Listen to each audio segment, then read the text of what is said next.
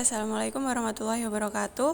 Kami dari kelompok 10 akan mempresentasikan hasil mind mapping kami tentang upaya membentuk pendidikan karakter. Sebelumnya perkenalkan anggota dari kelompok 10. Yang pertama ada saya sendiri dengan Helen Natalia dengan NIM akhir 029, kemudian ada Mbak Alvina dengan NIM akhir 040, dan yang terakhir ada Mbak Nur Hilya dengan NIM akhir 061.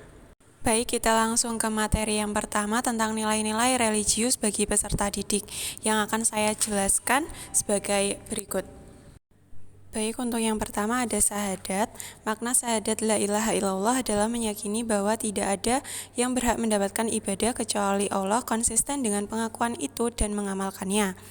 Yang A ada mengakui secara lahir dan batin bahwa beliau adalah hamba dan utusannya yang ditujukan kepada segenap umat manusia dan harus disertai sikap tunduk melaksanakan syariat beliau.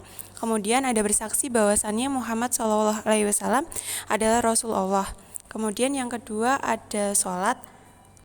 Ibadah sholat merupakan ibadah yang sempurna. Indikasinya dapat kita lihat dari unsur-unsur yang ada pada rukun dan syarat sahnya sholat. Rukunnya sama, sujudnya sama, bacaan dan seluruh rukunnya semua sama. Yang pertama ada keimanan dan dalam sholat. Kemudian ada sholat dilaksanakan setiap hari. Seperti sholat rawatib harus dilaksanakan dalam 5 waktu. Kemudian ada menghapus sifat sombong. Kemudian ada setiap pergantian gerak dalam sholat selalu disertai kalimat takbir. Kemudian ada untuk memahami makna ajaran dalam ajaran sholat ini memang perlu penghayatan yang lebih dalam. Kemudian ada sholat mencegah perbuatan keji dan mungkar, di mana disebutkan dalam Quran surat Al-Ankabut ayat 45. Kemudian ada sikap hati-hati terhadap orang lain, merasa diri ditatap terus oleh Allah, kemudian disiplin dalam manajemen waktu. Kemudian yang ketiga ada puasa. Puasa atau saum menurut istilah agama Islam adalah amal ibadah yang dilaksanakan dengan cara menahan diri dari segala sesuatu yang membatalkan puasa melalui terbit fajar sampai dengan terbenamnya matahari, disertai dengan niat karena Allah dengan syarat dan rukun tertentu. Yang pertama ada puasa mempunyai tujuan dalam rangka takwa kepada Allah Ta'ala. Kemudian yang B ada puasa adalah jalan menuju kebaikan. Kemudian yang C ada puasa adalah separuh dari kesabaran. Dan yang terakhir ada puasa menempa jiwa seseorang sehingga bersikap cerah, bercahaya, dan selalu dekat dengan Allah SWT. Kemudian yang keempat ada zakat. Zakat merupakan salah satu rukun Islam. Zakat yang merupakan ibadah harta. Nilai karakter dari zakat adalah: 1. Membuktikan penghambaan diri kepada Allah. Yang kedua ada mensyukuri nikmat Allah. Dan yang ketiga ada mensucikan dari dosa. Kemudian ada membersihkan orang yang menunaikannya dari sifat bahlil. Kemudian ada membersihkan harta yang dizakati, ada membersihkan hati orang miskin dari hasad dan iri hati terhadap orang kaya. Kemudian ada menghibur dan membantu orang miskin. Selanjutnya pertumbuhan harta yang dizakati. Kemudian ada mewujudkan solidaritas dan kesetiakawanan sosial. Kemudian ada menumbuhkan perekonomian Islam. Dan yang terakhir ada dakwah kepada Allah Azza wa Jalla. Kemudian yang terakhir, yang kelima adalah ibadah haji, di mana seseorang yang beribadah haji hanya membawa beberapa lembar pakaian. Hal ini memberikan suatu gambaran bahwa ketika meninggalkan alam ini, manusia tidak akan membawa apa-apa. Untuk nilai-nilai karakter dari ibadah haji ini adalah: yang pertama ada pakaian yang dikenakan ketika beribadah haji adalah warna putih. Warna putih ini adalah lambang kesucian dan tidak ada identifikasi individual. Kemudian ada pakaian ikhram telah menuntun manusia untuk mengubur pandangan yang mengukur keunggulan karena kelas, status, kedudukan, dan ras, yang mengubur sikap diskriminasi, keakuan, dan keegoisan dan kesombongan. Kemudian ada tawaf, merupakan kegiatan ibadah mengelilingi Ka'bah. Dengan tawaf akan merenungkan keunikan Ka'bah yang menghadap ke segala arah, yang melambangkan universalitas dan kemutlakan Tuhan. Kemudian ada sa'i, dengan kegigihan dan keperkasaan manusia dalam menempuh perjuangan hidup. Kemudian ada wukuf, dilakukan pada siang hari sementara mabit pada malam hari. Siang demikian syariati melambangkan sebuah hubungan objektif ide-ide dengan fakta yang ada. Sedangkan malam melambangkan tahap kesadaran diri dengan lebih baik, kemudian konsentrasi di keheningan malam. Kemudian yang terakhir itu ada melempar jumroh, merupakan lambang perlawanan manusia melawan penindasan dan kebiadaban. Pengembangan diri akan dijelaskan oleh rekan saya yang bernama Mbak Hilya. Kepadanya saya persilakan. Yang selanjutnya yaitu pengembangan diri. Yang pertama, pengertian dari pengembangan diri adalah individu-individu yang mengembangkan pengetahuan, keterampilan, dan kemampuan-kemampuan mereka melalui usaha-usaha yang diarahkan oleh diri mereka sendiri. Pengembangan diri merupakan bentuk perwujudan dari aktualisasi diri, yaitu proses untuk mewujudkan dirinya yang terbaik sejalan dengan potensi dan kemampuan yang dimilikinya. Selanjutnya yaitu motivasi untuk berubah. Pengembangan diri memerlukan kesadaran dan motivasi untuk berubah, yaitu yang pertama, ia harus berubah, yang kedua, ia harus berubah, dan yang ketiga, ia dapat berubah. Guna melakukan perubahan diri, maka kita harus punya informasi diri yang lebih akurat dan lengkap tentang kelebihan, kekurangan, kebutuhan, dan keunikan dirinya. Nah, dari informasi diri inilah kita melakukan perubahan. Yang selanjutnya yaitu prinsip manajemen waktu. Prinsip dalam manajemen waktu adalah dahulukan yang utama dan Anda harus berani memutuskan mana saja yang utama. Nah, untuk yang terakhir yaitu muhasabah, berasal dari kata hasibah yang artinya menghisap atau menghitung. Dalam penggunaan katanya, muhasabah diidentikan dengan menilai diri sendiri atau mengevaluasi atau mengintrospeksi diri. Dengan melakukan muhasabah, kita dapat mengetahui kekuatan dan kelemahan, peluang maupun tantangan yang kita miliki. Nah, beberapa pertanyaan guna untuk mengintrospeksi diri, yaitu yang pertama, apa sih kekurangan diri kita? Yang kedua, bagaimana caranya agar kekurangan ini dapat diatasi? Yang ketiga, apa kelebihan yang kita miliki? Yang keempat, dengan cara bagaimana kita dapat memanfaatkan kelebihan itu. Yang kelima, apakah kekurangan diri dapat diubah menjadi suatu potensi? Yang keenam, bagaimana caranya mengoptimalkan kelebihan yang dapat didayagunakan untuk mengatasi kekurangan? Yang ketujuh, hambatan apa yang akan dijumpai dalam memanfaatkan kelebihan dan mengatasi kekurangan? Baik, terima kasih kepada Mbak Hilya. Untuk selanjutnya ada tentang rujukan jurnal yang akan dibacakan oleh Mbak Alvina. Kepadanya saya persilakan. Oke, selanjutnya ada rujukan jurnal menurut Amka Abdul Aziz 2012-197 strategi pendidikan karakter yang paling sederhana. Yang pertama ada melalui figur. Melalui figur yaitu pendidikan karakter membutuhkan contoh berupa figur sosok berupa manusia sempurna. Yang kedua ada melalui keteladanan, yaitu pendidikan karakter melalui keteladanan berupa orang-orang yang kata-katanya sesuai dengan perbuatannya.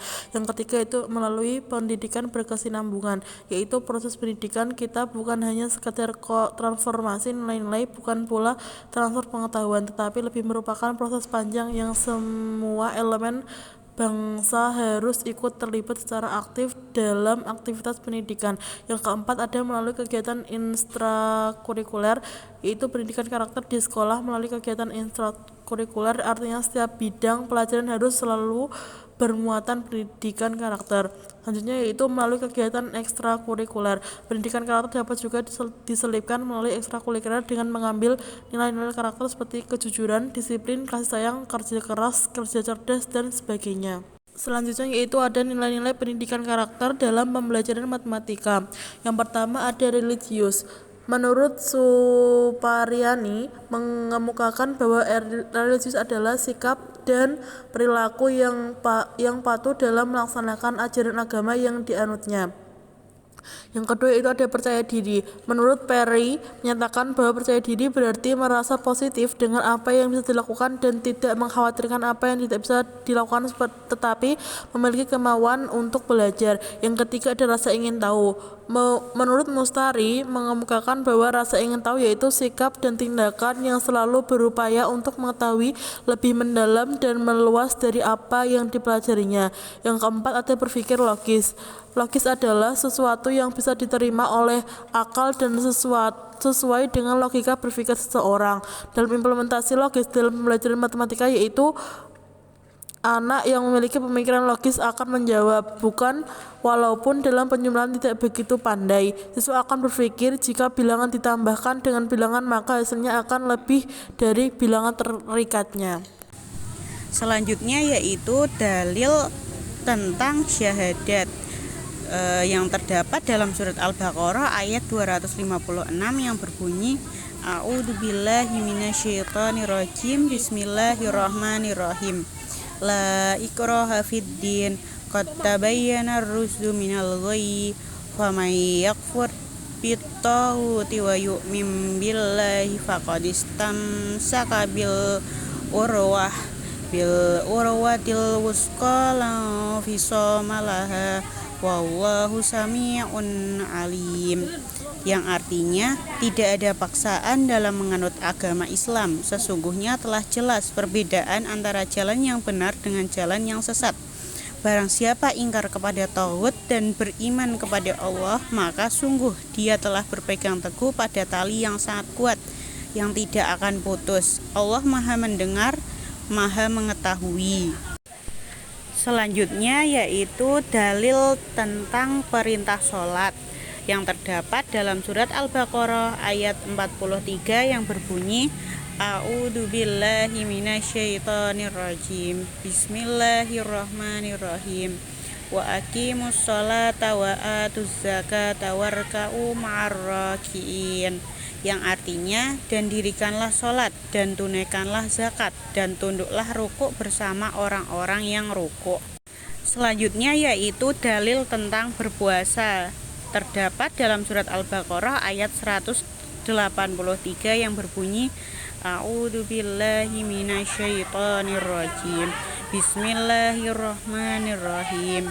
Ya ayyuhalladzina amanu kutiba alaikumus siyam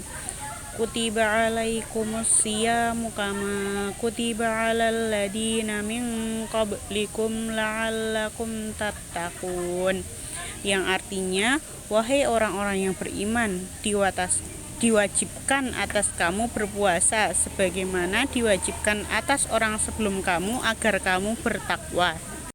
Selanjutnya yaitu dalil tentang perintah untuk zakat, di mana terdapat dalam surat Al-Bayyinah ayat 5 yang berbunyi A'udzubillahi minasyaitonirrajim. Bismillahirrahmanirrahim. Wa ma umiru illa liya'budullaha mukhlishina lahuddin hunafa'a wa yuqimus sholata wa yu'tuz zakata wa dzalika dinul qayyimah, yang artinya padahal mereka tidak suruh kecuali supaya menyembah Allah dengan memurnikan ketaatan kepadanya dalam menjalankan agama yang lurus, dan supaya mereka mendirikan sholat dan menunaikan zakat, dan yang demikian itulah agama yang lurus. Selanjutnya yaitu dalil tentang perintah haji, di mana terdapat dalam surat Al-Hajj ayat 27 yang berbunyi A'udzubillahi minasyaitonirrajim. Bismillahirrahmanirrahim.